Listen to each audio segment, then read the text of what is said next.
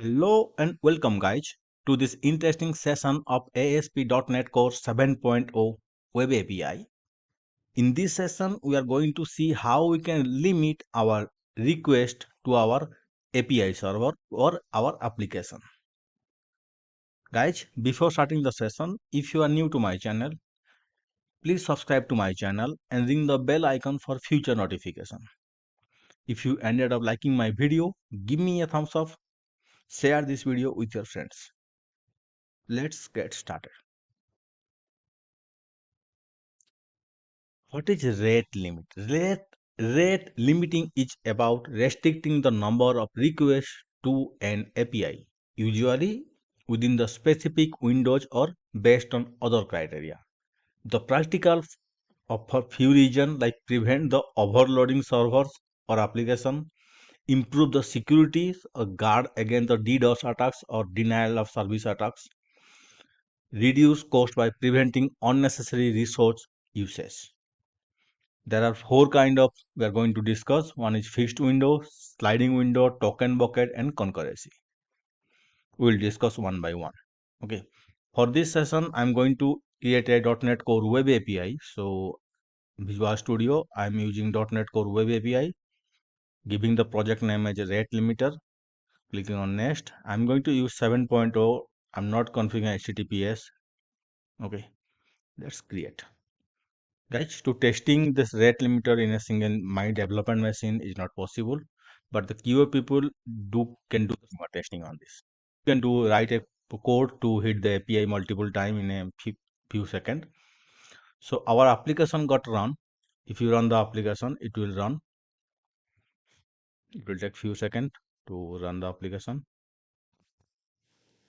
So you can see our application already running. Try it out. Our weather forecast service, the predefined service is hitting and getting data. Now to use the rate limiter of .NET Core 7.0, which is super easy, go to the program.cs file.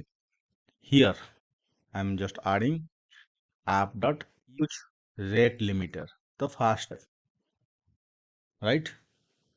Now, if we go to here, before builder.build, I am adding builder.service.add rate limiter. Okay. Here we can add our rate limit option like this. Rate limiter rejection code. I am giving rejection code status 429 too many request because this is too close exactly to the error. So we are getting a error. I think yeah, the error is done.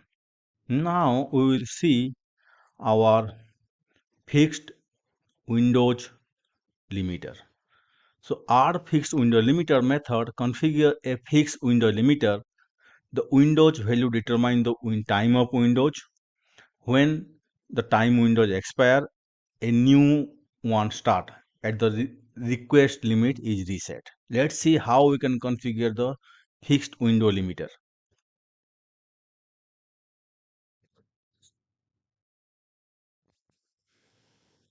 So in the builder.service r limiter, here I have added the limiter option dot r fixed window given a name, then option dot permitted limit. For now I am keeping 1. Time span is for 5 seconds. For 5 seconds there should be one request. Queue processor order is the oldest first, so it will process the oldest one. So it will take a rate limit using statement, and the queue limit should be 1. Okay, we can is a real time scenario. This will be 1000 or 2000 or 10,000 or lakhs in that. So this is the part where we can configure our R fixed window limiter. Next, we can fix our sliding window limiter. So what is sliding window limiter? The sliding window algorithm is similar to fixed windows, but introduce segment in a windows. Each time the windows is divided into multiple segments, the window slides are segment, each segment is interval. The segment interval or the window times is divided by segment per windows. When the segment expire, The request taken in the segment are added to the concurrent statement or concurrent segment. Let's see how we can achieve this sliding window limiter. So for this, I have added rate limiter option, which is this one, dot r sliding window limiter, given the name as sliding. Option permission limit as 10, window time as for 10 seconds, segment per window. Remember, segment per window is 2, and remaining is same. Queue processors order and queue limit. So this is the way we can add sliding window limiter. Next is our token bucket limiter windows. The token bucket algorithm is similar to sliding window, but instead of adding back to request from the expired segment, a fixed number of tokens are added after each replenishment of period.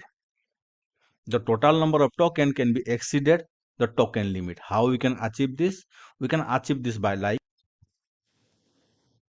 like this rate limiter option, which is our option are token bucket limiter, given the name as token. Here you can see token limit is 100, queue processor oldest first, queue limit same, replenishment of the period is 10 second, and token per second per period is 20, auto replenishment is true. So for every 10 second it will auto replace or auto reset. Next is our concurrency limiter is the most straightforward algorithm, and it just limits the number of concurrent requests. This is the most basic one. How you can achieve this? We can go to our Visual Studio here. So for concurrency, we have added this concurrency limiter, given the concurrency name. Here permit limit, queue processor and queue limit, the simple basic one.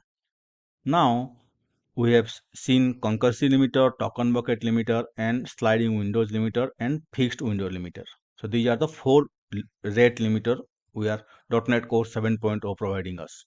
Now how we can apply this to a controller level? So then we have the predefined controller, weather forecast controller. Here we can add one more attribute that are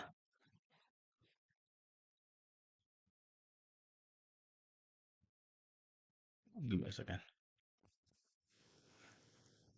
Explicitly we can write enable rate limiting.